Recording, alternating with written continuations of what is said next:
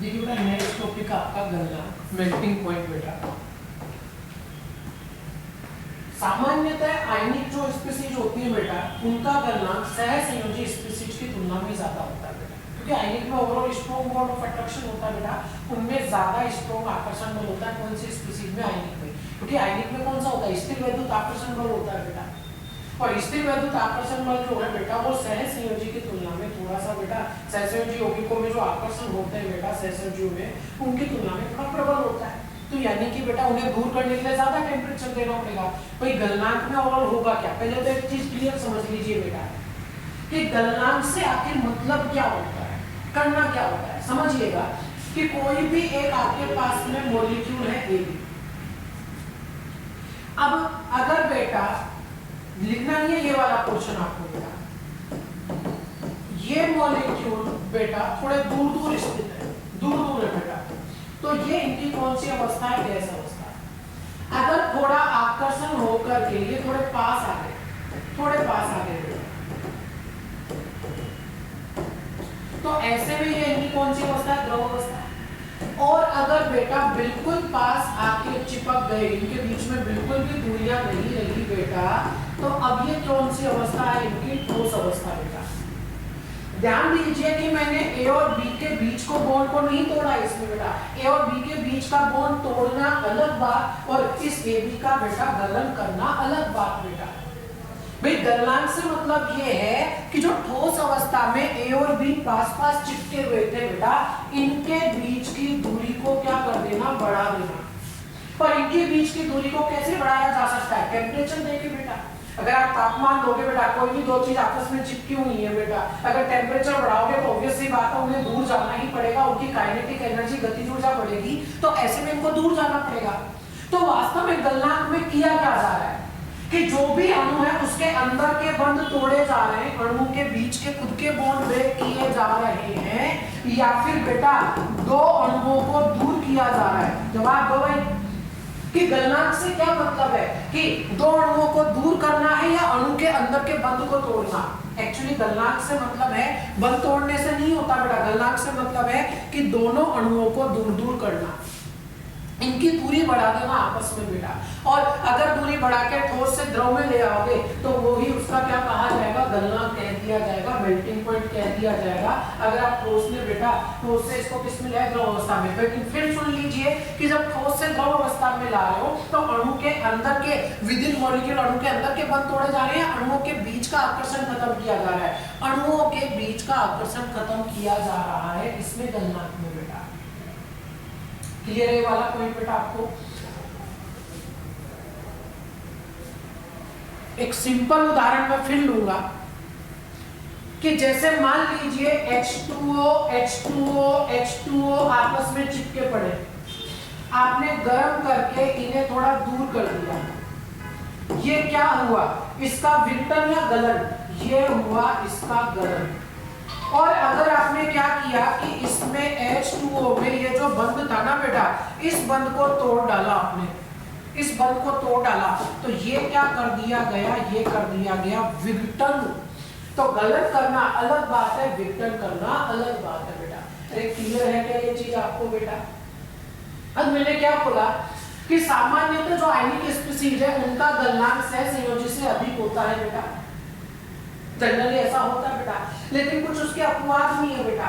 क्या लिखा मैंने कि अगर कुछ ऐसे यौगिक आ जाए जिसमें सहसंयोजी बंधों का पूरा 3 डायमेंशनल नेटवर्क आ जाए बेटा, पूरे 3D में सहसंयोजी बंध में आपस में सारे जुड़े हुए बेटा, तो फिर बेटा उनका गलनांक सर्वाधिक होता है। डरिए नहीं, उदाहरण में फिक्स आपको बताऊंगा बेटा जो याद रखने हैं। एक है SiO2, इसका क्वार्ट्ज रूप बेटा, एक है बेटा SiC, एक है बेटा कार्बन का डायमंड ग्रुप, एक है कार्बन का ग्रेफाइट ग्रुप, और एक है AlN। आपको सिर्फ ये 5 ही उदाहरण ध्यान रखने हैं बस बेटा, इससे काम हो जाएगा आपका। मैंने क्या बोला कि सबसे ज्यादा गलनांक किनका होता है? ज्यादा गलनांक होता है आयनिक स्पीसीज का, बजाय किसके? सहसंयोजी के। लेकिन अगर बेटा सहसंयोजी बंधों का पूरा 3D नेटवर्क आ गया जो कि इनमें पाया जाता है, तो इनका गलनांक जो है वो सर्वाधिक रहेगा बेटा। इनका गलनांक कैसा रहेगा? सर्वाधिक। अरे समझे क्या? तो यहाँ पर एक चीज और मैं आपको क्लियर कर दूं कि पहचानोगे कैसे। भाई देखो मैक्सिमम का केस तो मैंने आपको बता दिया। आयनिक स्पीशीज कैसे पहचानी जाएगी कि अगर बेटा मेटल और नॉन मेटल, समझ गए ना बेटा, मेटल नॉन मेटल, धातु और अधातु के बीच में जुड़ा हुआ है तो वो कैसा होता है, आयनिक होता है बेटा। और अगर जनरली नॉन मेटल के बीच में होता है तो वो कैसा होता है, सहसंयोजी होता है। अब कुछ बच्चे इस बात पे नाराज हो जाएंगे, वो बोलेंगे कि यहाँ सिलिकॉन और ऑक्सीजन में तो नॉन मेटल थी, फिर आप इसको मैक्सिमम क्यों बता रहे हो? अरे ये एक अलग कैटेगरी है बेटा, ये एक अलग कैटेगरी है। एक्चुअली ये ऐसी स्पीशीज है जिसमें सहसंयोजी बंधों का पूरा जाल बन गया, बहुत दूर दूर तक बहुत मजबूत जाल बन गया, और उस जाल को अपन तोड़ नहीं पा रहे। और इनमें बेटा ऐसा जाल जैसी कोई सिचुएशन नहीं होती इसमें नॉर्मल मेटल नॉन मेटल के बीच में स्थिर वैद्युत आकर्षण होता है, और इसमें बेटा नॉन मेटल के बीच में दुर्बल वान डेर वाल आकर्षण होते हैं। कौन से आकर्षण होते हैं बेटा? दुर्बल वान डेर वाल आकर्षण इसमें रह जाते हैं बेटा। कुल मिलाकर यहाँ पर आकर्षण होता है दुर्बल, यहाँ आकर्षण होता है प्रबल, और यहाँ पर आकर्षण होता है प्रबलतम। तो ओवरऑल सबसे देखो जनरल कैसे याद रखोगे आप बेटा कि मैक्सिमम तो ये 5 स्पीशीज, बहुत आसान है, देखो याद रखना मैक्सिमम ये 5, इन पांचों के बारे में ये सोचना ही नहीं है कि मेटल है कि मेटल नॉन मेटल है बेटा, या नॉन मेटल है। इन 5 को तो हमेशा याद रखना ही है आपको बेटा कि ये मैक्सिमम के केस है, क्योंकि इसमें सहसंयोजी बंधों का पूरा 3D नेटवर्क बना हुआ है, पूरा जाल रखा है इन्होंने बेटा। उसके बाद में किसका नंबर है, आयनिक का। कैसे पहचानोगे कि मेटल और नॉन मेटल के बीच में होगा बेटा। और तीसरा नंबर किसका है, जब नॉन मेटल का केस हो। लेकिन ध्यान दें ये बिल्कुल उससे अलग हटके रहेंगे। तो एक सिंपल सा सवाल ही मैं आपसे पूछ डालूं कि सर्वाधिक मेल्टिंग पॉइंट किसका है, या और बेटर सर्वाधिक की बजाय और आपको समझ में आएगा न्यूनतम मेल्टिंग, ठीक है ना भाई। न्यूनतम पूछ लेता हूं। एक ऑप्शन दिया हुआ है SiO2, एक ऑप्शन दिया हुआ है NaCl, एक ऑप्शन दिया हुआ है SO2, और एक ऑप्शन है सभी का Mp बराबर है। ठीक है, बहुत आसान है बेटा। तो देखिए कैसे पहचानना है बेटा कि SiO2 क्या इस वाली कैटेगरी में आ रहा है, और इस वाली कैटेगरी में तो बेटा मैक्सिमम होता है, यानी इसको तो आप यही उड़ा दोगे, मैक्सिमम है मतलब ये तो आपका आंसर नहीं होगा बेटा। फिर NaCl sodium metal chlorine non metal, बेटा धातु और अधातु के बीच में कैसा बनेगा, आयनिक बनेगा बेटा। और सल्फर भी नॉन मेटल और ऑक्सीजन भी नॉन मेटल, अधातु बेटा। तो अब बताओ आयनिक का ज्यादा कि नॉन मेटल वाले का ज्यादा बेटा? आयनिक का ज्यादा हो गया, यानी मिनिमम किसका हो गया, SO2 का। अरे समझे क्या भाई कि आयनिक का सहसंयोजी ज्यादा कर दो। बस 5 केस आपको स्पेशल ध्यान रखना है जिसमें 3D बंधों का नेटवर्क होता है, और ऐसे यौगिकों का बेटा मेल्टिंग पॉइंट मैक्सिमम हो जाता है।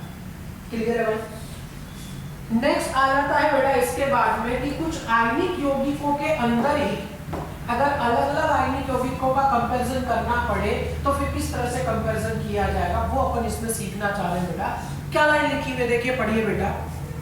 अच्छा एक और चीज मैंने खासकर S ब्लॉक और D ब्लॉक वाली स्पीशीज जिसमें लिखी है बेटा, उसका कारण है क्योंकि जनरली आयनिक यौगिक मेटल और नॉन मेटल के बीच में होते हैं, तो S ब्लॉक वाली सारी मेटल है, ठीक है ना बेटा। S ब्लॉक में मेटल ही है बेटा, तो मेटल नॉन मेटल से जब चिपकेंगे तो आयनिक बनाएंगे, और D वाले में बेटा मेटल है नॉन मेटल से चिपक के आयनिक बनाएंगे। तो खासकर मैंने उन दो का कंपैरिजन यहाँ कर दिया है बेटा। क्या लिखा हुआ है कि S ब्लॉक के यौगिकों का जो गलनांक है वो मुख्यतया उनकी लैटिस एनर्जी जालक ऊर्जा पर निर्भर करता है। फिर समझाता हूँ, रटिए मत कि भाई आयनिक यौगिक अगर है तो बेटा धनायन और ऋणायन तो होंगे। अरे होंगे कि नहीं होंगे भैया, धनायन ऋणायन तो होंगे। अब बेटा यहाँ पर मान लीजिए एक धनायन और एक ऋणायन से मिलकर ये बने हुए बेटा धनायन ऋणायन। अगर बेटा आप इन्हें दूर करना चाहते हो, देखिए वापस बनाता हूं एक बार, आपको नहीं बनाना ये कि आपके पास में A+B- का कोई आयनिक यौगिक है, तो कैसे अरेंज होगा, A+B- A+B- B-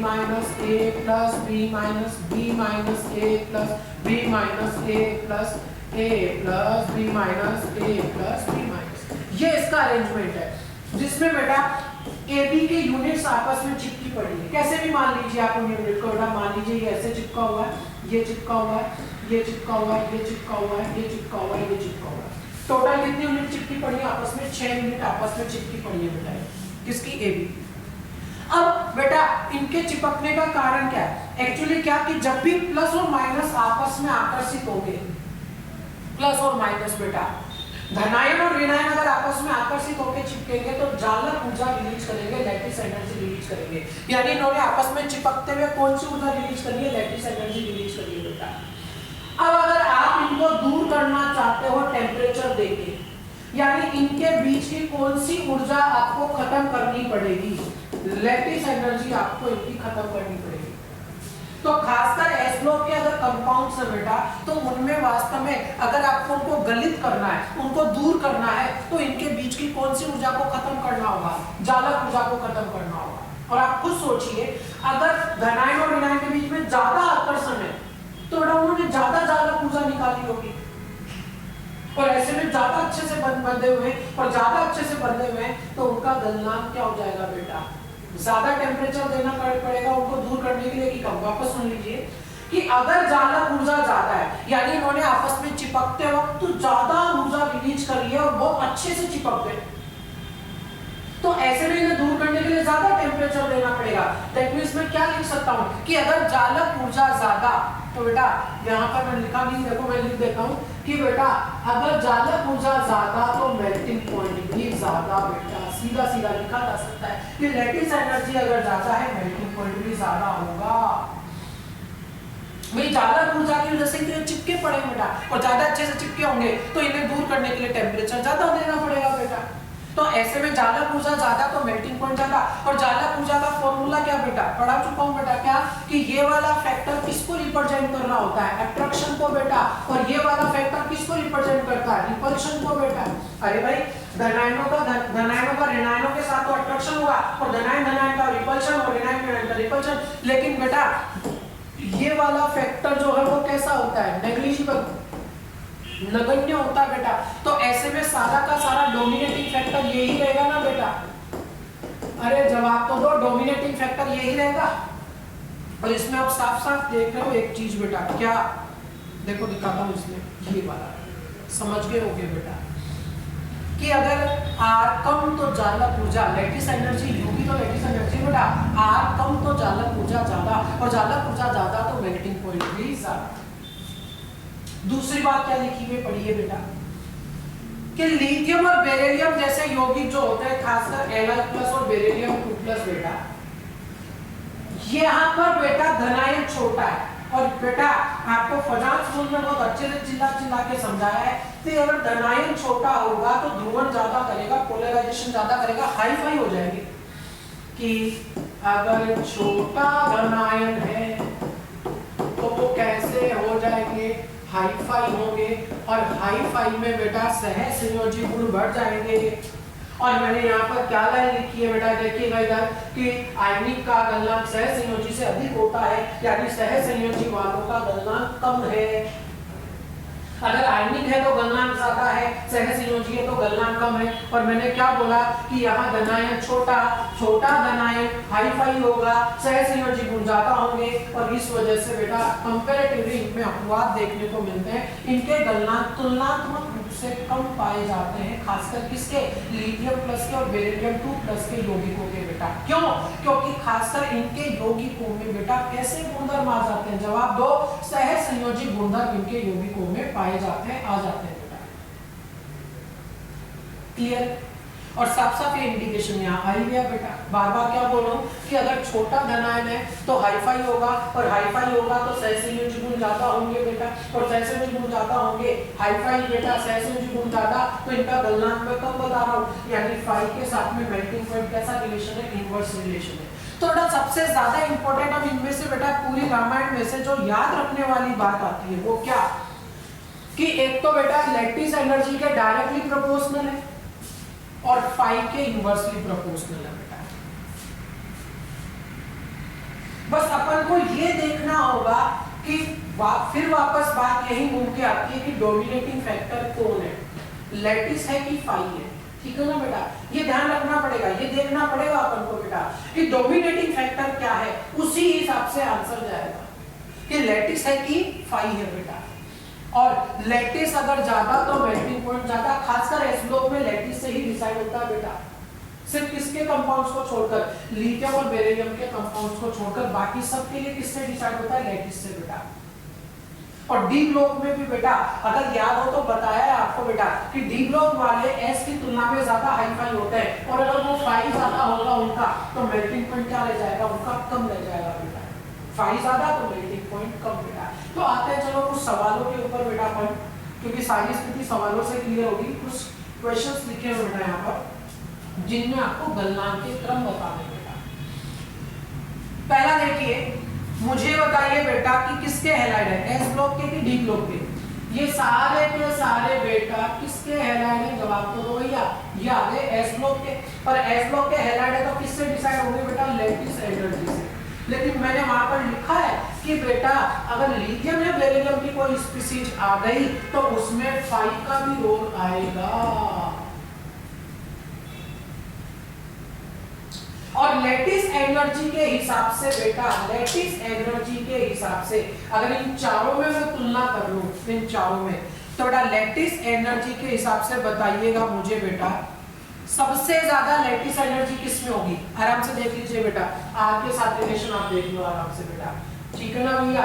अगर आर ज्यादा तो लैटिस कम, दैट मींस यहां पर बेटा आर ज्यादा है क्योंकि ऋणायक तो सेम है बेटा, तो सबसे ज्यादा आर यहाँ पर है, इसका लैटिस कम होगा, और लैटिस कम होगा तो गलनांक भी कम होगा।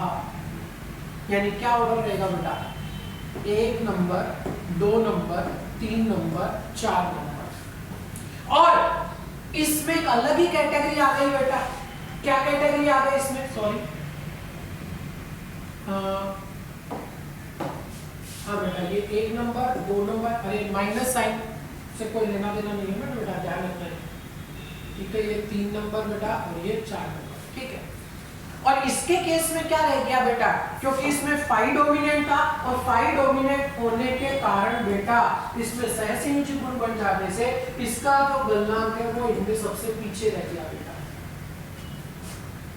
बिल्कुल सिमिलरली वापस देखिएगा, इन चारों में बेटा क्या डोमिनेंट रहेगा, जवाब दो भाई, लैटिस एनर्जी।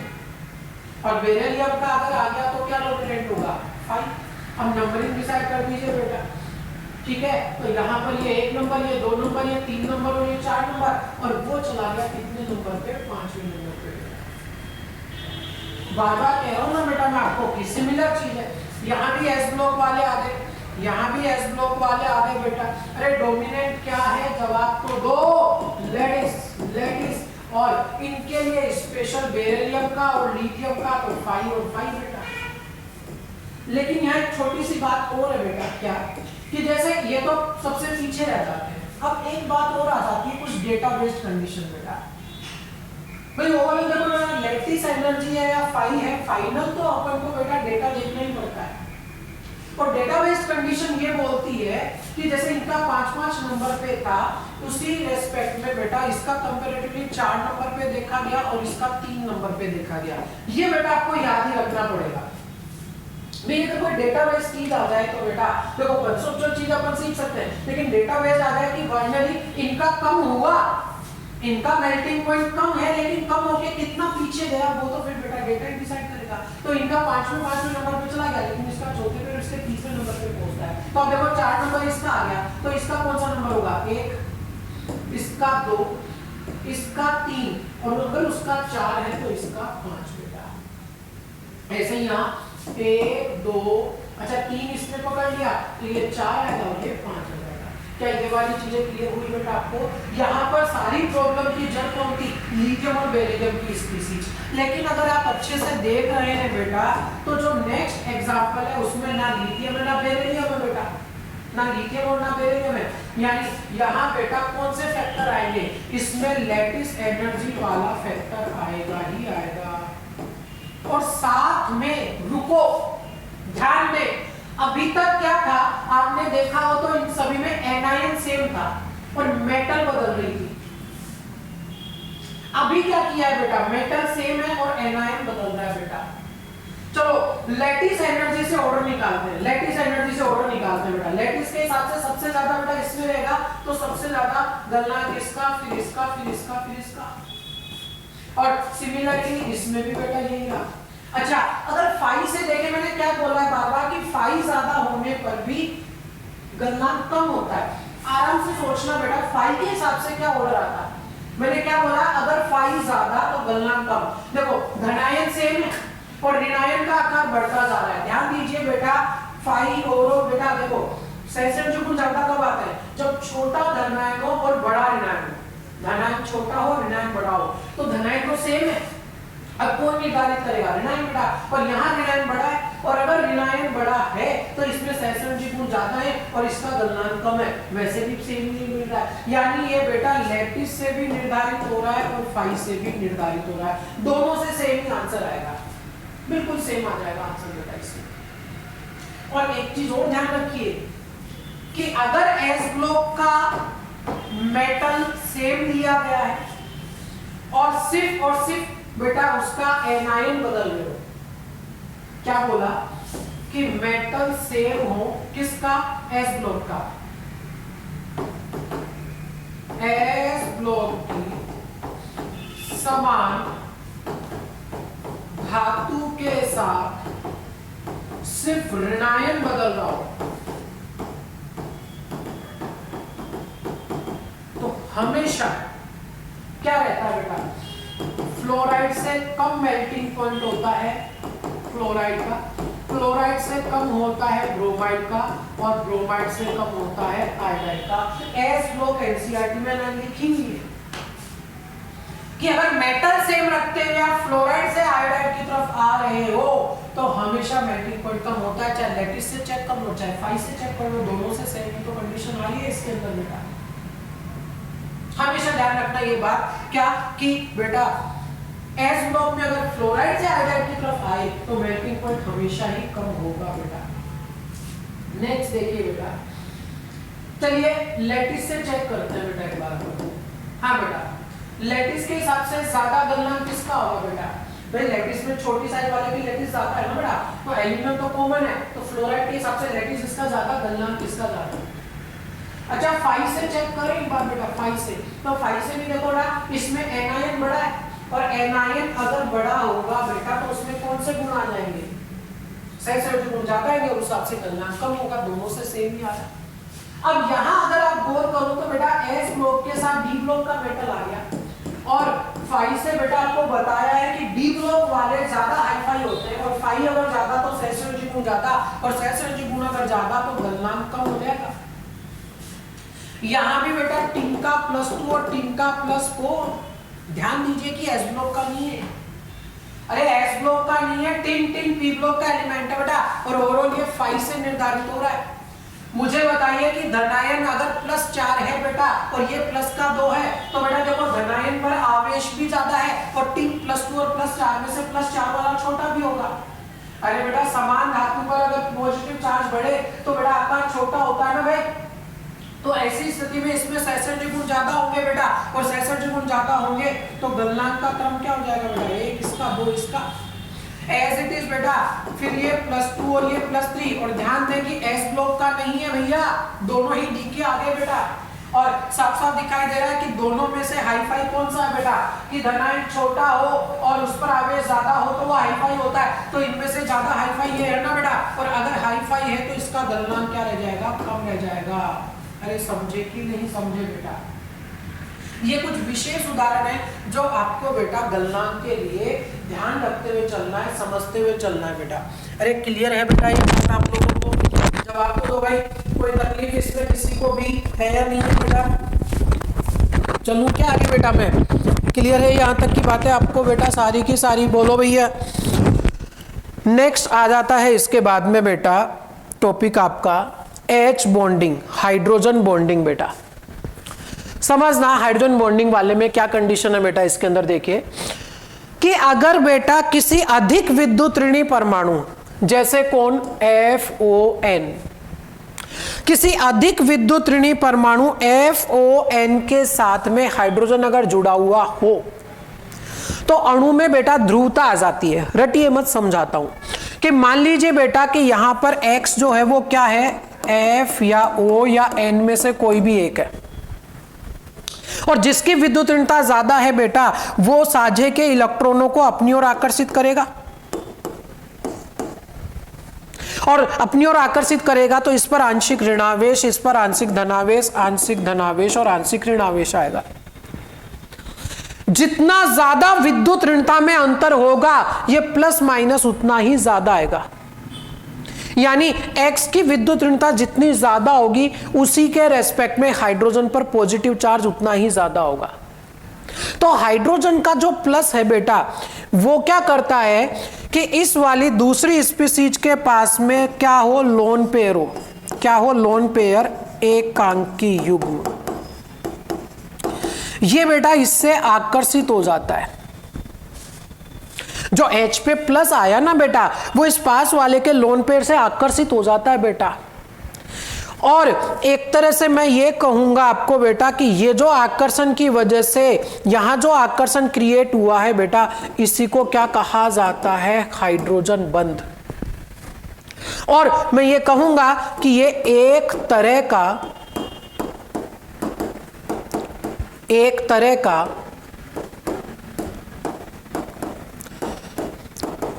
स्थिर वैद्युत आकर्षण बल है बेटा, एक तरह का। क्यों बोल रहा हूं मैं आपको बेटा ये, क्योंकि ओवरऑल आकर्षण हो क्या रहा है बेटा, प्लस का और इलेक्ट्रॉन, भाई एकांकी युग्म किसके, इलेक्ट्रॉनों के, तो आकर्षण है तो प्लस और माइनस का ही बेटा। लेकिन अगर परफेक्ट पूरा प्लस और पूरा माइनस हो तो अपन उसे परफेक्ट स्थिर वैद्युत आकर्षण बोल ही देते हैं बेटा। लेकिन ये इसके जितना स्ट्रॉन्ग होगा कि दुर्बल होगा, अरे पूरा प्लस माइनस होगा तो आकर्षण ज्यादा होगा बेटा, लेकिन पूरा प्लस माइनस नहीं है बेटा, तो ऐसे में ये आकर्षण कैसा होगा बेटा, दुर्बल होगा। तुलनात्मक रूप से कैसा होगा भैया, दुर्बल रहेगा बेटा, ये पूरा प्रबल नहीं होगा। कारण फिर समझ लीजिए कि अगर पूरा प्लस और पूरा माइनस होता है तो प्रबल आकर्षण होता है बेटा स्थिर वैद्युत पूरा का पूरा आयनिक में जो होता है। लेकिन यहां पूरा प्लस माइनस तो नहीं है ना बेटा, अगर पूरा प्लस माइनस नहीं है, आंशिक प्लस है बेटा और इन इलेक्ट्रॉनों का माइनस के बीच में आकर्षण है, तो पूरा प्लस माइनस ना होने से दुर्बल आकर्षण है, यानी जो H बॉन्डिंग होती है उसमें आकर्षण बेटा तुलनात्मक रूप से प्रबल होता है या दुर्बल। देखो बेटा प्रबल होता है किसमें, आयनिक में बेटा, जबकि ये वाला कैसा आकर्षण है, तुलनात्मक रूप से दुर्बल आकर्षण है बेटा। एक चीज और जरूरी है इसमें ध्यान रखना बेटा कि H प्लस किसी दूसरी स्पीसीज के लोन पेयर से आकर्षित होगा एकांकी युग्म से, यानी मैं ये लिखूंगा यहां पर कि बेटा कम से कम एक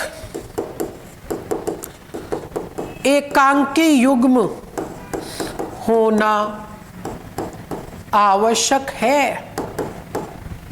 ऐसा नहीं है कि एकांकी युग्म अगर नहीं है तो भी आकर्षण हो जाएगा, तो फिर आकर्षण अच्छे से नहीं हो पाएगा बेटा। क्यों, क्योंकि तुलनात्मक रूप से ये तो बंद के इलेक्ट्रॉन थे ना बेटा, अगर इसके पास मुक्त इलेक्ट्रॉन, इसके फ्री इलेक्ट्रॉन है तभी आसानी से आकर्षण कर पाएगा और H बॉन्डिंग कर पाएगा। तो फाइनल क्या बात रही बेटा कि अगर हाइड्रोजन किसी अधिक विद्युत ऋणी परमाणु के साथ जुड़ा हो, क्यों जरूरी है, ताकि इस पर अच्छे से प्लस आ सके, ताकि हाइड्रोजन पर प्लस अच्छे से आ सके। हाइड्रोजन पर जितना ज्यादा अच्छा प्लस आएगा बेटा वो उतना ही ज्यादा आकर्षित होगा और उसमें आसानी से H बॉन्डिंग देखी जाएगी बेटा। इसीलिए अपन अधिक विद्युत ऋणी परमाणु कंसिडर करते हैं, जैसे फ्लोरीन हुआ, ऑक्सीजन हुआ और नाइट्रोजन हुआ। और हाइड्रोजन बंध जो है एग्जैक्ट स्थिर वैद्युत आकर्षण बल में जो आयनिक बंध बनता है बेटा उसकी तुलना में दुर्बल रहता है। बात आती है इसके क्लासिफिकेशन की बेटा, तो टोटल 2 तरह के क्लासिफिकेशन है इसके। उसमें से पहला क्लासिफिकेशन मैं यहाँ पर आपको बेटा रिप्रेजेंट कर रहा हूँ। देखिए बेटा क्लासिफिकेशन फर्स्ट क्या है, एक इंटरमोलिकुलर, दूसरा इंट्रामोलिकुलर।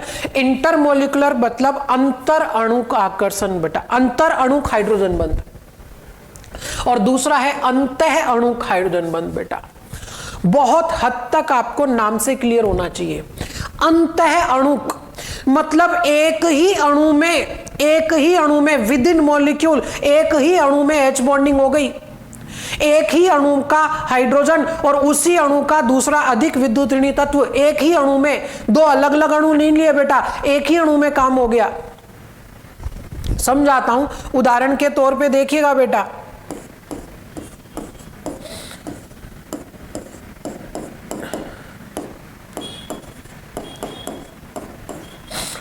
इसे कहते हैं बेटा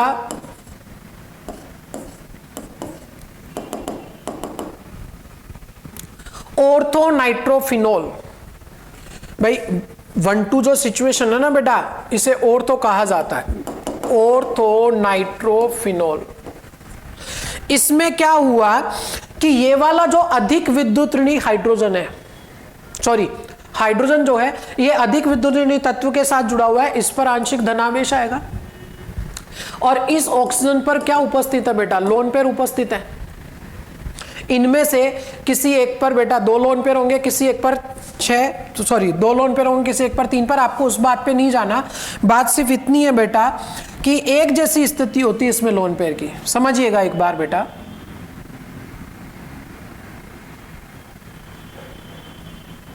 ठीक है। देखिए बेटा, अगर मैं आपको और सिचुएशन बता दूं तो क्या कि मान लीजिए ये वाली सिचुएशन है, ठीक है बेटा, ठीक है। अब क्या है कि ये वाला इसके साथ आकर्षित होगा, यानी इस हाइड्रोजन ने बेटा किसी दूसरे अणु के साथ H बॉन्डिंग की, या फिर एक ही अणु में अधिक विद्युत ऋणी परमाणु से चिपक गया। अरे किसी दूसरे का हाथ पकड़ा कि खुद ही का बेटा, किसी दूसरे का हाथ नहीं पकड़ा। तो ये कौन सी है बेटा, अंतः अणुक, अंतः अणुक। अरे समझे क्या बेटा। दूसरा उदाहरण देखिए बेटा, समझिए, रटिए मत बेटा। ये तो ऑर्थो नाइट्रोफिनोल। दूसरा है बेटा, इसे कहते हैं 1 2 3 4, और ये जो 1-4 वाली सिचुएशन है ना बेटा, इसे कहते हैं पैरा। हिंदी में भी पैरा ही बोलते हैं, पैरा नाइट्रोफिनोल। अब बेटा हुआ क्या, देखो, एक पहले मुझे एक सिंपल सी चीज बताना बेटा कि किसी दूसरे का हाथ पकड़ना आसान होता है कि खुद का। ऑब्वियस सी बात है बेटा, हमेशा खुद का ही हाथ पकड़ना ज्यादा आसान होता है बजाय किसी दूसरे का। यानी अगर इसे मौका मिलता तो ये किसी दूसरे से चिपकने की बजाय खुद का ही हाथ पकड़ता, खुद के ही ऑक्सीजन से चिपकता। लेकिन यहां प्रॉब्लम क्या हुई बेटा, क्या यहां पर त्रिविम रूप से इन दोनों में ऑक्सीजन और इस हाइड्रोजन और इस ऑक्सीजन में बंध बनना संभव है क्या? त्रिविम रूप से सोचो, नहीं है बेटा, त्रिविम रूप से संभव नहीं है। क्यों? अरे कहां ये बिल्कुल ऊपर है, कहां ये बिल्कुल नीचे है बेटा। समझना, एक सिंपल दूसरा उदाहरण देता हूं कि बेटा एक हाथ आपका ये रहा, एक हाथ ये है बेटा, मिल जाएंगे आराम से, कोई दिक्कत नहीं है त्रिविम रूप से बेटा। लेकिन एक हाथ काट के सर पे लगा दे और एक हाथ काट के बेटा यहां पर बिल्कुल पैरों के नीचे लगा दे बेटा, ये जो फुट है ना बेटा, बिल्कुल पैरों के नीचे लगा दे और फिर बोले कि दोनों हाथ मिलाओ। अरे मिलेंगे क्या? नहीं मिलेंगे बेटा। अरे समझे कि नहीं समझे बेटा? अरे कम से कम अप्रोचेबल होने तो चाहिए ना, बंद बनने की स्थिति आनी तो चाहिए ना बेटा। यहां पर एक ऊपर लगा रखा है, एक नीचे लगा रखा है, कैसे मिलेंगे? नहीं मिल पाएंगे। तो बेटा जब विद इन मॉलिक्यूल एक ही अणु में इनका काम नहीं हुआ, इन्होंने किसी दूसरे की सर्चिंग स्टार्ट कर दी, किसी दूसरे को ढूंढना स्टार्ट कर दिया बेटा। और अगर पैरा नाइट्रोफिनोल का ही पूरी स्पीसीज अपन ने ली है बेटा, तो इसमें दूसरा भी कौन मिलेगा? पैरा नाइट्रोफिनोल ही मिलेगा बेटा। और उस स्थिति में बेटा देखिए, इसका H इस ऑक्सीजन के साथ और इसका H इस ऑक्सीजन के साथ बेटा, तो यहां एक ही अणु में H बॉन्डिंग हुई या दो अलग अलग अणु में? अरे दोनों अणु बेटा अलग अलग तो है ना, ये एक पैरा नाइट्रोफिनोल और ये दूसरा पैरा नाइट्रोफिनोल, दो अलग अलग अणुओं के बीच में H बॉन्डिंग हुई बेटा। तो इसे मैं क्या कहूंगा? जवाब दो भैया, इसे कहूंगा अंतर अणुक। अरे कैसी बेटा? अंतर अणुक H बॉन्डिंग इसे कहा जाएगा, अंतर अणुक बेटा। अरे समझे कि नहीं समझे? जवाब तो दो भाई। क्लियर है स्थिति बेटा कि अगर विद इन मॉलिक्यूल संभव है एक ही अणु में तो एक अणु में हो जाएगी, लेकिन अगर त्रिविम रूप से विद इन मॉलिक्यूल एक ही अणु के अंदर संभव ना हो तो वो दूसरे अणु के साथ चिपकेगा बेटा। अंतः अणु खुद का बेटा हाथ पकड़ लिया और अंतर अणु किसी दूसरे का हाथ पकड़ा हुआ है बेटा। ये एक ही अणु में H बॉन्डिंग है और ये दो अलग अलग अणुओं के बीच में H बॉन्डिंग है। क्या क्लियर है बेटा कि दो अणुओं के मध्य और ये एक ही अणु में? पहला पॉइंट क्लियर है बेटा। दूसरा पॉइंट क्या बोला गया है कि अगर इंट्रामोलिकुलर है, अंतः अणु का है, तो कीलेशन हमेशा होगा। कीलेशन मतलब एक तरह से ये मान सकते हो रिंग फॉर्मेशन, वलय निर्माण।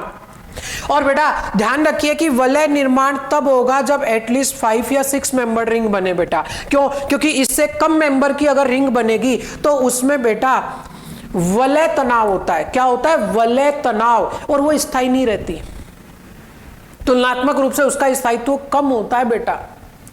तो ऐसी अवस्था में बेटा अगर कम से कम 5 या 6 मेंबर की रिंग बनेगी बेटा, 5 और 6 मेंबर वाली आसानी से स्टेबल होती है बेटा, लेकिन 5 से कम वाले की स्टेबिलिटी नहीं होती। तो अगर आपको एच बॉन्डिंग करवानी है वो भी विद इन मॉलिक्यूल बेटा, तो अगर उसमें 5 या 6 मेंबर वाली रिंग बन रही होगी तो कीलेशन आसानी से होगा। कीलेशन मतलब रिंग निर्माण। देखिए इधर बेटा कि ये था इंट्रामोलिकुलर, और इंट्रामोलिकुलर का उदाहरण ये रहा। मुझे बताइए क्या इस अणु में वलय निर्माण हुआ है? क्या बिल्कुल हुआ है बेटा। देखो एक वलय बन गई। अरे बनी कि नहीं बनी? और बेटा इस वलय में देखिएगा बेटा कितने मेंबर है, गिनो बेटा एक बार, मेंबर गिनो रे। 1 2, अच्छा ये कार्बन 3 4 5 और 6, कितने मेंबर आ रहे हैं बेटा? ये आ रहे 6 मेंबर। क्या संभव है? बिल्कुल है बेटा। अरे समझे कि नहीं समझे? एक और बात मैं बार बार बोल रहा हूं बेटा कि अगर अंतः अणु एच बॉन्डिंग है, विद इन मॉलिक्यूल एक ही अणु में एच बॉन्डिंग अगर हो गई तो बेटा रिंग निर्माण होगा ही होगा, कीलेशन होगा ही होगा। अरे आप खुद सोचो ना बेटा, देखो ये मेरा एक हाथ, ये मेरा दूसरा हाथ मैंने पकड़ लिया, तो क्या एक वलय बनी कि नहीं बनी बेटा? हमेशा अगर अंतः अणु का एक ही अणु के अंदर निर्माण हो गया तो वलय बनेगी ही सही, कोई नहीं रोक सकता।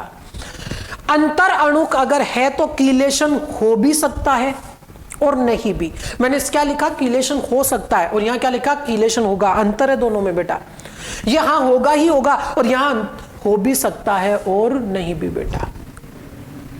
अरे समझे कि नहीं समझे बेटा? देखो नहीं समझे ना, एग्जाम्पल देखोगे जब समझोगे बेटा, ऐसे थोड़ी समझ जाओगे कि एक H2O का अणु या फिर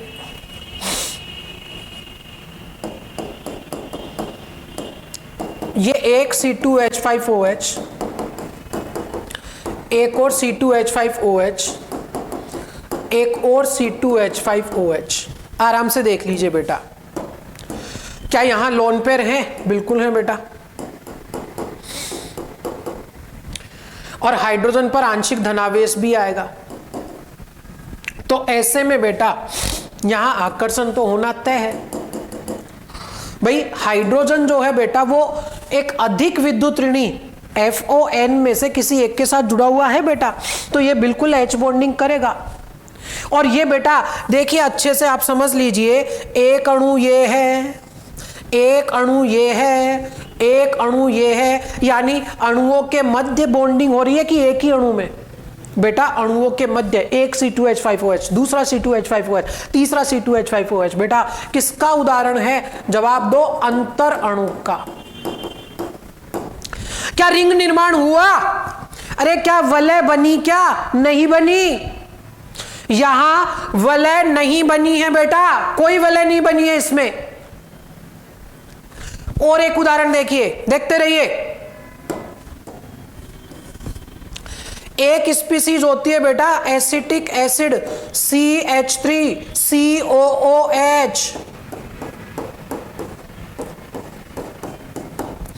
CH3COOH एसिटिक अम्ल बोलते हैं इसको।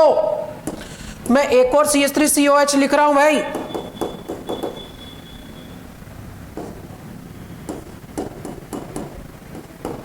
ये लो, यहां बेटा एक ही अणु है कि दो अलग अलग अणु हैं, CH3COH और CH3COH बेटा। दो अणु है मैं कहूं तो बेटा, बेटर वर्ड। कितने अणु हैं? दो अणु हैं। और यहां H बॉन्डिंग होगी क्या? अरे ऑक्सीजन अधिक विद्युत ऋणी से चिपका पड़ा है, ऑक्सीजन अधिक विद्युत, सॉरी हाइड्रोजन अधिक विद्युत ऋणी से चिपका पड़ा है, हाइड्रोजन अधिक विद्युत ऋणी से, और साथ वाले पे लोन पेयर भी है बेटा। क्या यहां वलय का निर्माण हुआ है? बिल्कुल हुआ है। और बेटा दो अणुओं के मध्य बनी या एक ही अणु के अंदर बन गई? दो अणुओं के मध्य बेटा। हाँ, वो अणु एक जैसे हो सकते हैं बेटा, लेकिन दो अणु है। फिर बात ध्यान दीजिए कि अंतः अणुक मतलब एक ही अणु में बन जाए, और अंतर अणुक बेटा दो अणु होने चाहिए। अब वो दोनों अणु अलग भी हो सकते हैं और एक जैसे भी हो सकता है, लेकिन अणु तो कम से कम दो है ना बेटा। यहां देखो अलग अलग अणु है बेटा, तो ये भी कैसी है, अंतर अणुक। और क्या यहां कीलेशन हुआ है, क्या यहां रिंग निर्माण हुआ है बेटा, और यहां नहीं हुआ। तो मैं वही तो चिल्ला रहा हूं कि अगर अंतर अणुक है तो कीलेशन हो भी सकता है और नहीं भी, दोनों बातें बेटा। लेकिन कीलेशन तब ही होगा जब कम से कम कितने मेंबर रिंग बने, या तो 5 या 6 मेंबर रिंग अगर बनेगी तो ही कीलेशन होगा, अदरवाइज फिर कीलेशन नहीं होगा बेटा। आ जाएगा इसका उदाहरण भी बेटा, सवाल की फॉर्म में दूंगा।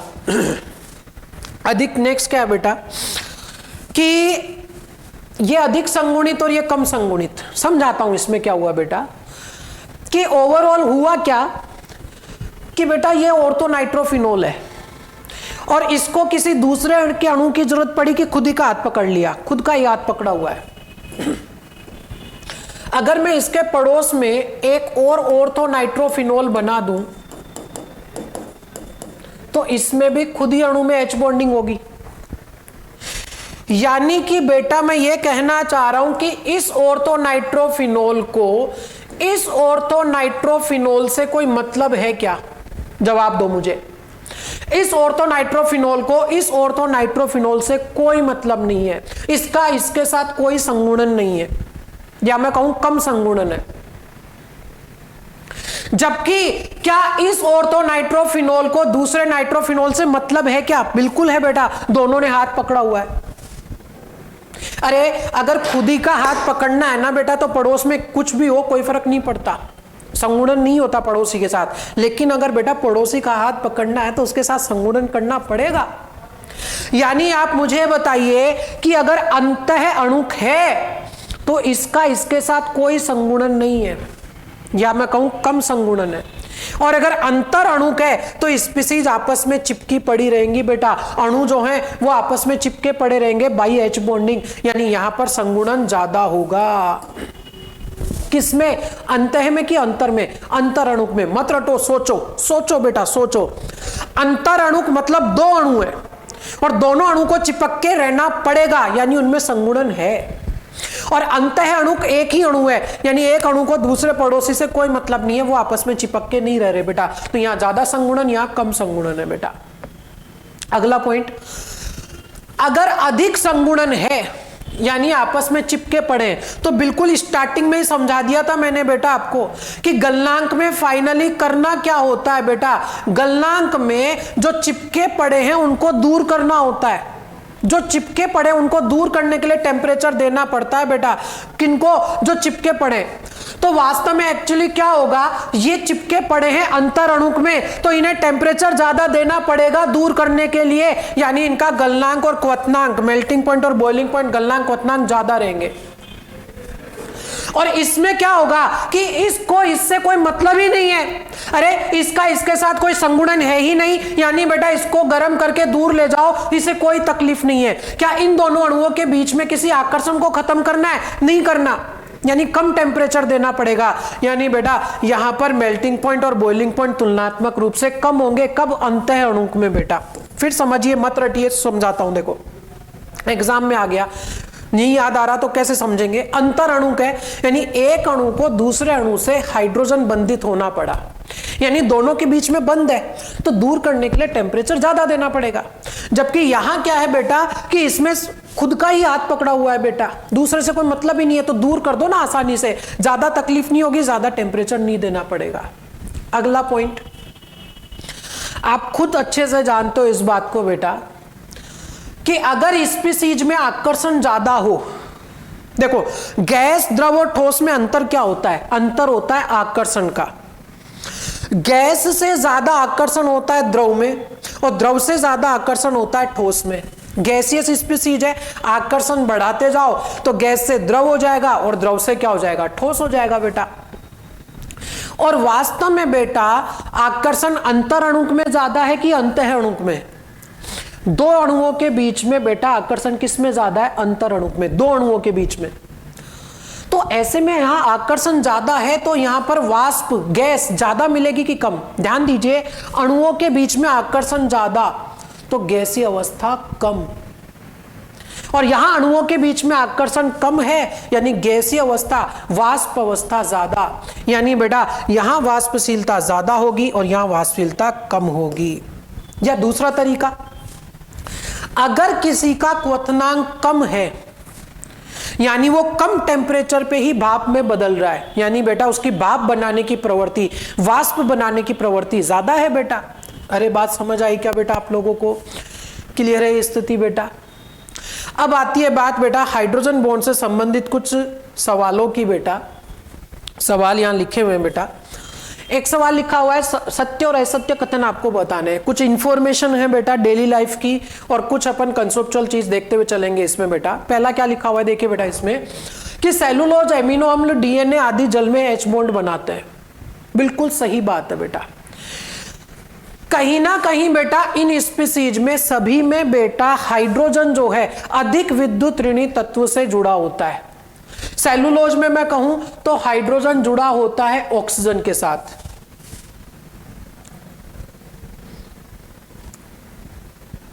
अरे हाँ बेटा, एमिनो एसिड में बेटा नाइट्रोजन के साथ भी जुड़ा होता है और हाइड्रोजन के साथ भी जुड़ा होता है। ऐसे डीएनए में भी बेटा ये अधिक विद्युत ऋणी तत्वों के साथ, मोर इन के साथ जुड़ा होता है।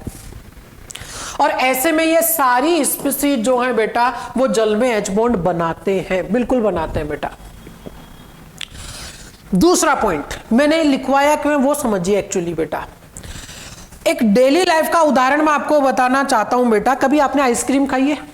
आइसक्रीम, और वो भी वो वाली आइसक्रीम जिसमें आइसक्रीम बेटा वुडन स्टिक, लकड़ी की स्टिक पर लगी होती है। कभी आपने सोचा इस बात को कि आइसक्रीम में पानी का कंटेंट तो होता ही है, वो उस लकड़ी की स्टिक से क्यों चिपक गई? ऐसा क्या हो गया भाई वो उससे चिपक गई बेटा? अरे लकड़ी की जो स्टिक है बेटा, लकड़ी की जो डंडी है, लकड़ी की जो स्टिक है, उससे आइसक्रीम क्यों चिपकी है? आखिर कौन सा आकर्षण आ गया? ध्यान दीजिए कि जो लकड़ी की स्टिक होती है ना बेटा वो सेलुलोज की बनी होती है, और सेलुलोज में बेटा हाइड्रोजन अधिक विद्युत ऋणी से चिपका होता है और वो एच बॉन्ड कर सकता है। इसी वजह से आइसक्रीम बेटा सेलुलोज से चिपकती है, लकड़ी की स्टिक से चिपकती है बेटा। समझे क्या भैया? यानी मैं लिख सकता हूं वुडन स्टिक इन आइसक्रीम। क्या ये एग्जाम्पल पहचान लोगे बेटा कि आइसक्रीम में जो पानी का कंटेंट है वो उस लकड़ी की स्टिक से क्यों चिपका हुआ है? क्योंकि वो जो लकड़ी की स्टिक है उसमें सेलुलोज है और वो एच बॉन्डिंग कर रहा है। इसका उदाहरण मैं देता हूं आपको अमीनो एसिड का बेटा। अपनी जो हथेली होती है ना बेटा, हथेली, इसमें ऊपर की स्किन पे अमीनो एसिड लगे होते हैं। आप सब जानते हो, बायोलॉजी में पढ़ते हो, नहीं पढ़ा तो आगे आ जाएगा बेटा। पाम, हथेली, समझाता हूं अब इसका डेली लाइफ का उदाहरण याद दिलाता हूं। देखो आपको बेटा, अगर आपने कभी फ्रिज में से बहुत ठंडे टेम्परेचर पे, बहुत कम टेम्परेचर पे, सॉरी बेटा, बहुत कम टेम्परेचर पे आइस को हाथ में लिया, बर्फ को, आइस को हाथ में लिया, तो आपने गौर किया हो कि अगर बहुत कम टेम्परेचर हो, फ्रीजर में से जब अपन आइस निकालते हैं ना बेटा, डायरेक्ट आइस को हाथ में लेते हैं, तो बर्फ जो है अपने हाथ से चिपकती है, बिल्कुल चिपकती है बेटा। क्यों? क्योंकि अपनी हथेली में क्या है बेटा? एमिनो एसिड, और एमिनो एसिड में बेटा hydrogen more electronegative nitrogen oxygen से इनसे जुड़ा होता है, तो वो एच बॉन्डिंग करता है, और इसी एच बॉन्डिंग के कारण वो पानी से जुड़ती है। भाई हाइड्रोजन वहां पर मोर इलेक्ट्रोनेगेटिव से जुड़ा हुआ है, और अपन ने बर्फ लिया, बर्फ क्या है? पानी बेटा, H2O है कुल मिलाकर, और H2O उससे चिपकेगा ऐसे ही बेटा। ये दूसरा उदाहरण डेली लाइफ का। तो ये जो स्टेटमेंट है, डीएनए में भी ये स्पीसीज रहती है बेटा, तो ये सब जल में एच बॉन्ड बना सकते हैं। तो कुल मिलाकर ये कथन सत्य हुआ कि असत्य? ये कथन बेटा एकदम सत्य है, ट्रू है बेटा। दूसरा क्या लिखा हुआ है बेटा? ग्लूकोज और एल्थिल अल्कोहल या अल्कोहल जल में विलय होते हैं। आप सब अच्छे से जानते हो बेटा, गर्मी के मौसम में बहुत से लोग ग्लूकोज पानी में मिला मिला के खूब बेटा पीते हैं, और अल्कोहल जो होता है बेटा वो भी वाटर में डिसोल्व हो जाता है। बिल्कुल सही बात है। लेकिन ये क्यों हुआ? आखिर ग्लूकोज पानी में क्यों विलय हो गया? आखिर अल्कोहल पानी में क्यों विलय हो गया, जबकि ये कार्बनिक यौगिक है बेटा? अरे पानी जो है ना वो एक ध्रुवीय विलायक है और उसमें आयनिक स्पीसीज डिसोल्व होनी चाहिए बेटा। कार्बनिक स्पीसीज भी डिसोल्व हो रही हैं। एक्चुअली क्या होता है बेटा, ये क्या करते हैं, पानी के साथ में H बंध बनाते हैं। अल्कोहल में बेटा अल्कोहल भी बना लेता है और ग्लूकोज भी बना लेता है बेटा। जैसे ये है और बेटा ये है, तो इनके बीच में बंध बन जाता है, हाइड्रोजन बॉन्ड बेटा। तो अल्कोहल और ग्लूकोज पानी में विलय होते हैं, बिल्कुल होते हैं। कोई कारण पूछे तो क्या होगा बेटा, क्योंकि ये पानी के साथ H बॉन्डिंग बनाते हैं, वो भी अच्छे से H बॉन्डिंग बना लेते हैं इनकी तुलना में। एक्चुअली इनमें तो क्या होता है बेटा, ये बहुत बड़े अणु होते हैं, बहुत बड़े अणु। तो इतने बड़े अणु जो हो ना बेटा, वो पानी के, देखो विलय होने में अगर आपने कभी गौर किया हो तो नमक को जब आप पानी में डिसोल्व करते हो तो नमक आपको दिखाई देता है क्या? बाद में नहीं दिखाई देता। क्यों? कहां गया? जादू थोड़ी हो गया कोई। एक्चुअली कहां गया कि जो पानी के मॉलिक्यूल थे उनके बीच की स्पेस में चला गया। यानी स्पीसीज जब डिसोल्व होती है ना, विलय होती है, तो पानी के अणुओं के बीच में चली जाती है। अब इनमें तो क्या होता है कि ये बहुत बड़े अणु हैं, इतने बड़े अणु हैं कि पानी के अणुओं के बीच में जा नहीं पाते। H बॉन्डिंग तो करते हैं पानी के साथ, लेकिन पानी के अणुओं के बीच में एडजस्ट नहीं होते, तो फाइनली डिसोल्व नहीं होते। H बॉन्डिंग तो करते हैं बेटा, लेकिन छोटा अणु होगा तो ये भी डिसोल्व हो जाएगा, लेकिन बेटा बड़ा अणु है तो डिसोल्व नहीं होगा। और इनमें ग्लूकोज और ये जो C2H5OH बेटा, ये छोटे अणु होते हैं, साथ में पानी के साथ H बॉन्डिंग करते हैं और उसमें विलय हो जाते हैं। नेक्स्ट है बेटा, पेट्रोल और एथाइल अल्कोहल दोनों से लगने वाली आग को जल से बुझाया जा सकता है। यह स्टेटमेंट बेटा गलत है, समझाता हूं क्यों। एक्चुअली बेटा जो इथाइल अल्कोहल है ना बेटा, ये तो पानी के साथ H बॉन्डिंग करता है और इसकी आग को पानी से बुझाया जा सकता है। अल्कोहल से अगर कहीं आग लगी हुई है तो बिल्कुल बेटा पानी डालोगे उसकी आग बुझ जाएगी। लेकिन पेट्रोल जो होता है ना बेटा, वो प्योर हाइड्रोकार्बन रहता है और उसमें हाइड्रोजन किसी दूसरे अधिक विद्युत ऋणी तत्व से जुड़ा हुआ नहीं होता। तो ऐसी स्थिति में यह पानी के साथ H बॉन्डिंग नहीं करता।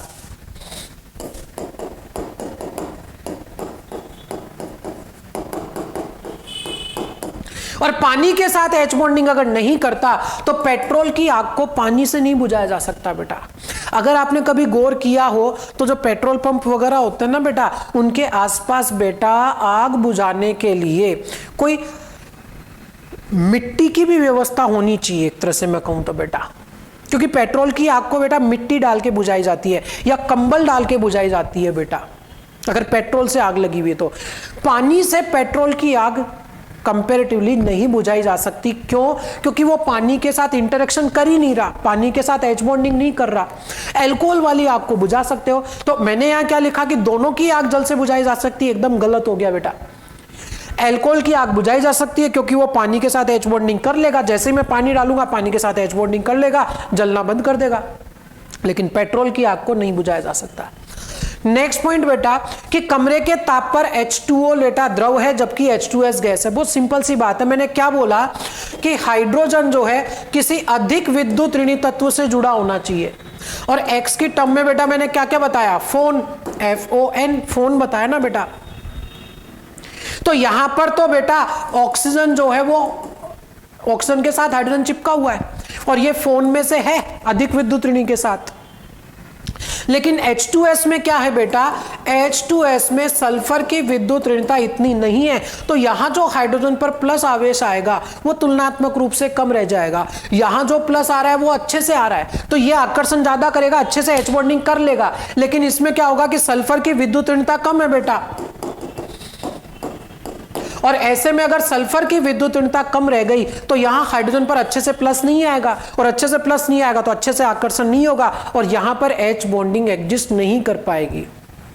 और H बॉन्डिंग एग्जिस्ट नहीं करेगी तो बेटा जब स्पीसीज के बीच में आकर्षण नहीं होगा, कितनी बार समझाया, आकर्षण कम, तो बेटा गैसीय अवस्था की तरफ चला जाएगा। तो ये स्टेटमेंट भी एकदम सही है बेटा। एकदम ट्रू स्टेटमेंट है कि H2O कमरे के ताप पर द्रव होता है, जबकि H2S जो है वो कमरे के ताप पर गैस होती है। H2O में ऑक्सीजन की विद्युतीयता ज्यादा है, वहां पर हाइड्रोजन पर पॉजिटिव चार्ज अच्छे से आएगा, तो वो दूसरे ऑक्सीजन के लोन पेयर के साथ अच्छे से H बॉन्डिंग करेगा। यहां सल्फर की विद्युतीयता कम है, हाइड्रोजन पर अच्छे से प्लस नहीं आएगा, तो बेटा उसका आकर्षण भी नहीं होगा, H बॉन्डिंग नहीं रह पाएगी बेटा वहां। अगला क्या लिखा हुआ बेटा कि C2H5OH की वाष्पशीलता यानी भाप बनाने की प्रवृत्ति, वाष्प बनाने की प्रवृत्ति बेटा CH3OCH3 बेटा डाई मिथाइल ईथर से अधिक है बेटा।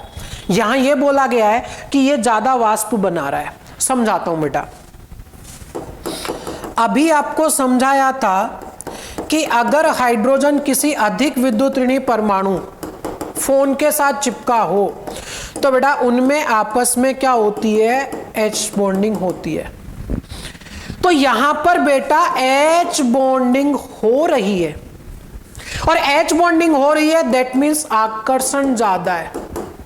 और आकर्षण अगर ज्यादा है बेटा, तो देखो आकर्षण अगर ज्यादा है तो वाष्प अवस्था ज्यादा कि द्रव अवस्था बेटा, वाष्प से द्रव की तरफ चला जाएगा। और अगर आकर्षण ज्यादा है तो वाष्प ज्यादा बनाएगा कि कम? कम बनाएगा बेटा, वाष्प से द्रव की तरफ चला गया। अब आप बोलोगे कि भैया हाइड्रोजन तो यहां पर भी है, ऑक्सीजन भी है। एक्चुअली सिचुएशन क्या है इसकी? एक्चुअल सिचुएशन ये है,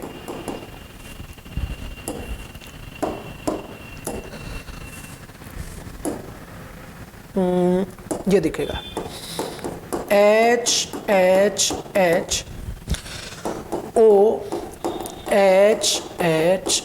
अब एक चीज और ध्यान देने वाली बात है कि ऐसा नहीं कि आपने यौगिक में ऑक्सीजन देखा, हाइड्रोजन देखा, खुश हो गए, बोले H बॉन्डिंग है। नहीं, H बॉन्डिंग तब होगी जब हाइड्रोजन डायरेक्ट जुड़ा हो फोन से, FON से।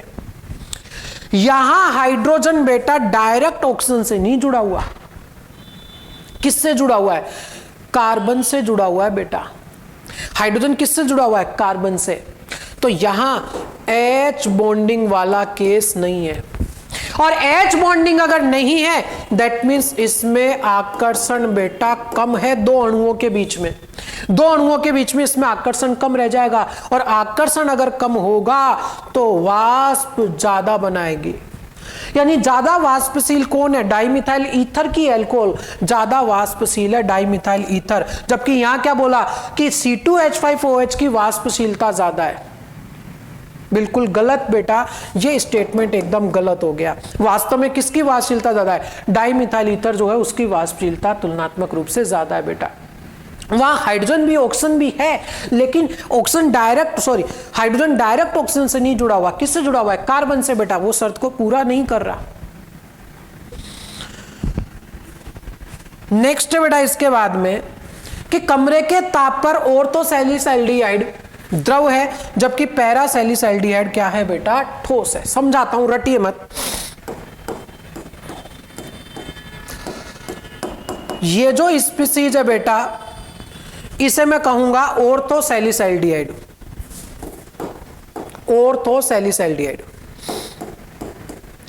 और बेटा ये जो स्पीसीज है ये है पैरासैलिसाइल्डिहाइड। तो इसमें एक्चुअली क्या होता है बेटा, अगर थोड़ी सी मैं डिटेल्ड कंडीशन ले लूं,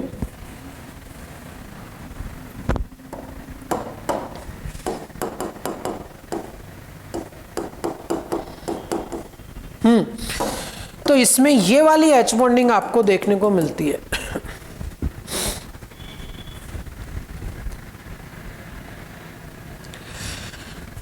अंतःअणुक है कि अंतरणुक? अंतःअणुक, विद इन मॉलिक्यूल हो गई, अणु के अंदर ही। और यहां पर बेटा त्रिविम रूप से संभव नहीं है,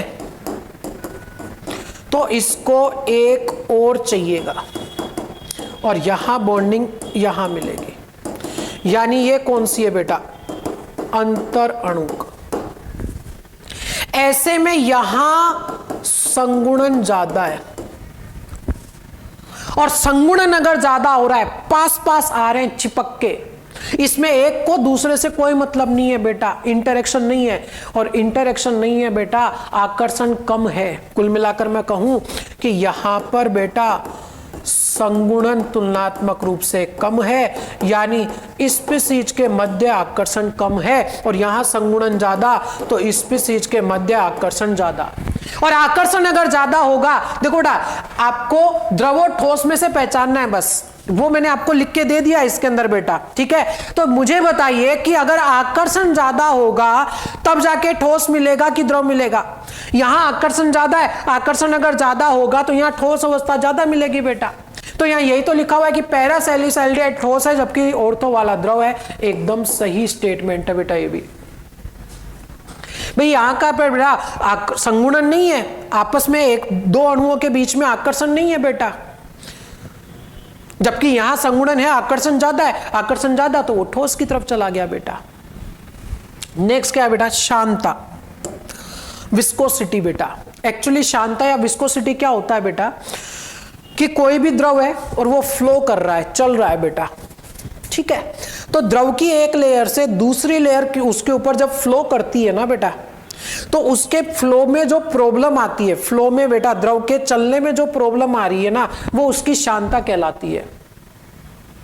जितनी ज्यादा प्रॉब्लम आएगी दैट मीन्स उस द्रव की शांता उतनी ही ज्यादा। बहुत सिंपल उदाहरण दूं तो शहद और पानी, दोनों में से ज्यादा शांत कौन सा है? ज्यादा शांता किसकी है? शहद की। वो धीरे धीरे फ्लो करेगा, जबकि जल जो है वो जल्दी फ्लो कर जाता है, उसकी शांता कम है बेटा। समझे क्या भाई? ठीक है। अब इन तीनों में बेटा ग्लिसरॉल, इथाइलिन ग्लाइकोल और C2H5OH है बेटा। ये आंसर तब आएगा जब इनकी आपको स्ट्रक्चर पता हो। ग्लिसरॉल क्या है बेटा? ग्लिसरॉल है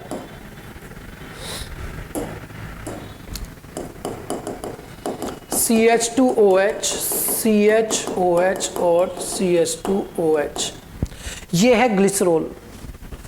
इथाइलिन ग्लाइकोल और ये आपका आ गया इथाइल एल्कोहल बेटा।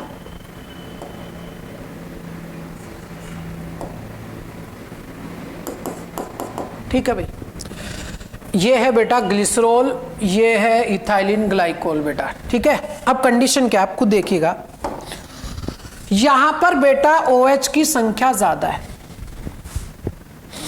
और यहां OH की संख्या सबसे कम है। अगर OH की संख्या ज्यादा है तो इसमें H बॉन्डिंग ज्यादा होगी, यानी स्पीशीज के बीच में H बॉन्डिंग आकर्षण ज्यादा होगा। और अगर स्पीशीज के बीचों में आकर्षण ज्यादा है तो वो लेयर उनकी जल्दी फ्लो करेगी कि देर से? देर से। क्यों? क्योंकि एक ग्लिसरॉल का अणु दूसरे ग्लिसरॉल के अणु से ज्यादा चिपका पड़ा है इसके तुलना में। किसकी तुलना में? इथाइलिन ग्लाइकोल की तुलना में। और इसमें इथाइलिन ग्लाइकोल जो है वो एल्कोहल से भी ज्यादा चिपका पड़ा है। यानी इन तीनों में सबसे गाढ़ा कौन सा होता है? ग्लिसरॉल। उससे कम गाढ़ा होता है ग्लाइकोल और उससे कम गाढ़ा होता है इथाइल एल्कोहल बेटा। और क्योंकि इसमें एक इथाइलिन ग्लिसरॉल जो है वो दूसरे से ज्यादा अच्छे से चिपका हुआ है तो वो फ्लो जल्दी से नहीं करेंगे, उसकी शांता ज्यादा होगी। तो ये वाला स्टेटमेंट सही हुआ कि गलत हुआ भाई? ये भी एकदम सही है बेटा, सत्य कथन है। अगला लिखा हुआ है H2SO4 और HNO3। अगर आप इनकी स्ट्रक्चर ड्रॉ करो ना बेटा तो आप इसका आंसर प्राप्त कर सकते हो। पोज करके सोल्व कर लीजिए फटाफट से, और मैं डिस्कस कर रहा हूं बेटा आगे। आप पोज करके सोल्व कर लीजिए एक बार। H2SO4 की अगर बात की जाए तो ये है H2SO4, और HNO3 की अगर मैं बात करूं तो बेटा ये है HNO3। बहुत हद तक समझ गए होगे बेटा। क्या कहीं ना कहीं बेटा H बॉन्डिंग जो है H2SO4 में ज्यादा होगी, और H बॉन्डिंग ज्यादा होगी तो अणुओं के बीच में आकर्षण ज्यादा होगा, उनको चलने में तकलीफ होगी, उनकी शांता ज्यादा होगी। बिल्कुल सही कथन है। अरे समझे कि नहीं समझे बेटा? नेक्स्ट पॉइंट क्या लिखा हुआ है कि जल का जो पृष्ठीय तनाव है, जल का पृष्ठीय तनाव हाइड्रोजन बंध से समझाया जा सकता है। समझाता हूं कि क्या है बेटा। आपने कभी गौर किया हो, थोड़ी प्रैक्टिकल बातें डेली लाइफ की बेटा एक्चुअली है सारी। आपने कभी गौर किया हो तो जो बबल होता है ना बेटा, बुलबुला, उसमें चारों तरफ पानी की लेयर होती है और बीच में हवा होती है, होता है ऐसा। लेकिन बुलबुला एयर बबल जो होता है ना बेटा, वो बहुत देर तक टिकता है कि जल्दी फट जाता है? बहुत जल्दी फट जाता है बेटा। आप कपड़े धो रहे हो, साबुन में झाग बने, बबल बने, और उस बबल को अपन टच भी करते हैं तो फट जाता है, या तो अपने आप ही फट जाता है। आखिर क्या हो गया ऐसा, क्यों इतना कम स्टेबल है बेटा? एक्चुअली उसको समझाता हूं मैं आपको। देखो होता क्या है कि एयर बबल में बीच में है हवा और चारों तरफ लगा हुआ है कौन? पानी। पानी के मॉलिक्यूल है बेटा चारों तरफ, और बीच में क्या छुपी हुई है? हवा। बबल में यही होता है बेटा। अब पानी के मॉलिक्यूल्स आपस में हाइड्रोजन बॉन्डेड होते हैं। क्या होते हैं? Hydrogen bonded. हुआ क्या कि बबल बना कैसे कि पानी के मॉलिक्यूल्स थे, उनके बीच में हवा चली गई। अब पानी के मॉलिक्यूल आपस में हाइड्रोजन बॉन्डेड थे, H बंधित थे, खुश थे, और बीच में हवा चली गई। तो क्या पानी के मॉलिक्यूल को अच्छा लगेगा क्या कि दो पानी के मॉलिक्यूल के बीच में हवा आ जाए? वो उनको बिल्कुल अच्छा नहीं लगेगा। अरे वो आपस में चिपके पड़े थे, बहुत खुश थे बेटा, और उनके बीच में जबरदस्ती हवा आ गई, इनको अच्छा नहीं लगेगा। ये तनाव में आ जाएंगे, टेंशन में आ जाएंगे कि ये हमारे बीच में कौन आ गया। ऐसे में बेटा ये क्या करेंगे? ये कोशिश करेंगे वापस चिपकने की, वापस चिपकने की कोशिश करेंगे, और वापस चिपकने की कोशिश करने में ये हवा को बाहर निकाल देंगे। तो हवा जैसे ही बाहर निकलेगी बबल फट जाएगा। और बेटा इस प्रॉपर्टी को क्या बोल देते हैं? पृष्ठीय तनाव जल में बेटा, कि जल के जो अणु हैं उनमें बेटा जब बबल बना, एयर बबल बना, तो उनकी जो पृष्ठ बन गई, उनके जो जल के अणु हैं उनके बीच में हवा आ गई। तो एक्चुअली बेटा उनकी H बॉन्डिंग खराब हो रही थी, इसलिए उन्होंने क्या किया? सबने मिलकर के उस हवा को बाहर निकाल दिया। तो इसको H बॉन्डिंग से समझाया जा सकता है। यह कथन भी एकदम सही है बेटा, सत्य कथन है। क्लियर है भाई? ये यहां से मैं अभी बेटा साफ करूंगा, इरेज करूंगा। आप इसको पहले नोट कर लीजिएगा फटाफट से बेटा। ऑर्थोसैलिसाइल्डिहाइड और पैरा वाले को बेटा पोज करके इसे नोट कर लीजिए बेटा, ठीक है? हाँ, नेक्स्ट क्या लिखा हुआ है कि एसिटिक अम्ल का द्विलकीकरण। एक्चुअली बेटा एसिटिक अम्ल जो होता है ना, वो अपनी वेपर फेज व एप्रोटिक विलायक, एक ऐसा विलायक जो H+ नहीं दे सकता, जैसे बेंजीन होता है बेटा, जैसे बेंजीन वो H+ नहीं दे सकता, तो उस अवस्था में बेटा ये डाइमर बना के रहता है। ये पॉइंट एकदम सही है बेटा, अभी पढ़ाया मैंने आपको, दिखाता हूं। सॉरी, ये रहा। अरे भाई ये रहा, ये बना लो। ये रहा बेटा कि एसिटिक अम्ल जो है उसके कितने अणु चिपक गए? 2। डाइमर की फॉर्म में एग्जिस्ट कर रहा है बेटा। ये किसकी फॉर्म में? डाइमर। किससे चिपका? Due to H bonding. Due to H bonding, hydrogen बंधन के कारण ये चिपक गया बेटा। अरे समझे कि नहीं समझे बेटा? तो ये कथन भी एकदम सही है। कोई तकलीफ इसमें किसी को भी बेटा? आपको यहां तक में बोलो भाई, क्लियर है बेटा? यहां तक की बातें आप सभी लोगों को बेटा, कोई तकलीफ इसमें नहीं है? चलिए बेटा, एक दो छोटे छोटे पॉइंट और बता दूं मैं। कितने पॉइंट हो गए थे बेटा अपने? 10। 11वां पॉइंट और है बेटा एक,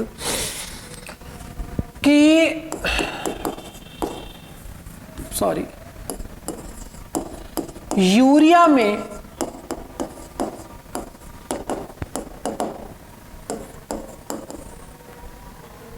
अंतः अणुक हाइड्रोजन बंध प्रायिकता से पाया जाता है। सॉरी बेटा, देखिए इधर बताता हूं कि सत्य है कि असत्य है बेटा। देखिए इधर, यूरिया की अगर बात की जाए तो कुछ ये सिचुएशन है।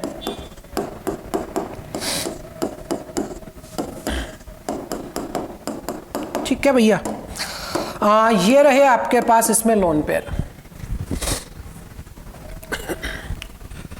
लोन पेयर यहां पर भी है। अब होगा क्या कि भाई हाइड्रोजन जो है क्या फोन में से FON में से किसी के साथ चिपका हुआ है क्या डायरेक्ट? बिल्कुल है, ये रहा और ये रहा लोन पेयर। आकर्षण होना चाहिए। अगर ये आकर्षण हुआ तो कौन सी H बॉन्डिंग होगी? अंतः अणुक, विद इन मॉलिक्यूल हो गया बेटा काम। लेकिन एक समस्या है, देखिएगा मेंबर गिनो, 1 इस रिंग में, 2 3 और 4, और तुलनात्मक रूप से ये स्टेबल नहीं है, यानी ये अंतः अणुक H बॉन्डिंग नहीं कर पाएगा। फॉल्स। क्यों नहीं कर पा रहा? क्योंकि इसमें रिंग जो बन रही है ना बेटा, वो 5 या 6 मेंबर की रिंग नहीं बन रही। तो ऐसे में इसको क्या करना पड़ेगा? ऐसे में बेटा इसको कैसी H बॉन्डिंग करनी पड़ेगी? इसको करनी पड़ेगी बेटा ये वाली H बॉन्डिंग। कौन सी? अंतर अणुक। मैं ये नहीं कह रहा हूं कि यूरिया में H बॉन्डिंग नहीं होती, होती है, पर कौन सी प्रायिकता से होती है? अंतर अणुक होती है। अंतर अणुक कितनी प्रायिकता से नहीं हो पाती बेटा। एक पॉइंट और मैं लिखना चाह रहा हूं, CuSO4.5H2O में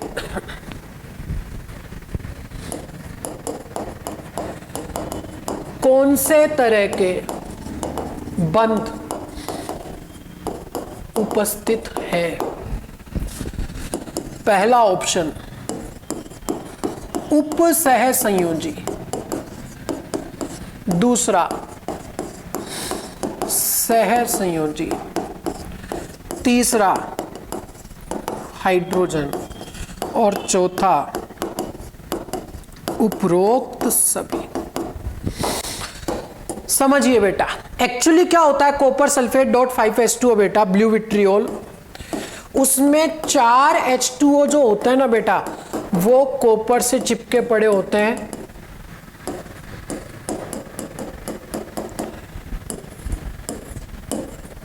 कॉपर पे +2 होता है बेटा एक्चुअली इसमें, तो पूरी स्पीसीज पर +2 आ जाएगा बेटा। ये कौन से बंध के द्वारा चिपके पड़े हैं बेटा? ये अपना लोन पेयर जो है ना भाई, कॉपर पर +2 है तो ये अपना लोन पेयर इसको देके रखता है। लेकिन कौन सा बंध बना? उपसह संयोजी।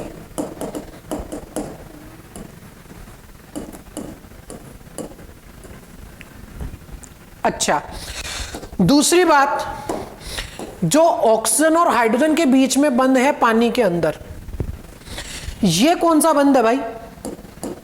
क्या ये सह संयोजी है ऑक्सीजन और हाइड्रोजन का? बिल्कुल है बेटा।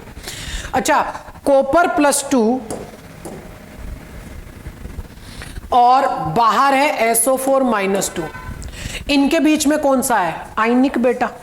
अरे है कि नहीं? चलो एक और लिख देता हूं मैं बेटा, आयनिक, और पांचवा उपरोक्त सभी। ठीक है बेटा। ये कौन सा बंध बनेगा भैया? इनके बीच में होगा आयनिक, क्योंकि धनायन का और ऋणायन का आकर्षण है। कितने H2 आ चुके? 4, बच गया 1। जो एक H2O बाहर होता है ना बेटा, एक H2O जो बाहर होता है इसमें से, वो होता है कैसा? हाइड्रोजन बंधित। ध्यान दीजिए कि 5 में से कितने H2O हाइड्रोजन बंधित है? सिर्फ एक, सिर्फ एक बेटा। यानी इसमें चारों तरह के बंध उपस्थित होते हैं। आंसर क्या चला जाएगा? उपरोक्त सभी। इसमें आयनिक भी है बेटा, इसमें सह संयोजी भी है, उप सह संयोजी भी है, और हाइड्रोजन बंधित भी। ध्यान दीजिए कितना हाइड्रोजन बंधित है? सिर्फ एक। एनसीईआरटी एस ब्लॉक में लिखा हुआ है बेटा, ये सवाल है बाकायदा कि कॉपर सल्फेट डॉट 5H2O में कितने हाइड्रोजन बॉन्डेड H2O होते हैं बेटा? एक हाइड्रोजन बॉन्डेड H2O इसके अंदर होता है। क्या ये क्लियर है बेटा आप लोगों को यहां तक की बातें? ठीक है।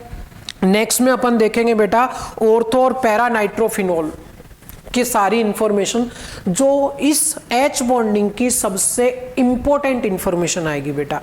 एक्चुअली मैं आपको बता दूं तो ये सवाल अपन करने वाले हैं बेटा कि निम्न में से कौन सा दिए गए गुणधर्म के लिए सही मिलान नहीं है? ऑर्थो नाइट्रोफिनॉल और पैरा नाइट्रोफिनॉल। एक्चुअली आप एक काम करना, ये सवाल सोल्व करना, ठीक है, फिर नेक्स्ट लेक्चर में मैं इसको डिस्कस करूंगा बेटा, ठीक है। ये पूरी एच बॉन्डिंग का सबसे इंपॉर्टेंट सवाल है, ये मान लीजिए, इसीलिए मैं बेटा आपको समय देके आपको बाकायदा डिस्कस करना चाह रहा हूं। कॉन्सेप्ट लगाने की कोशिश करना, इसे सोल्व करना बेटा, ठीक है।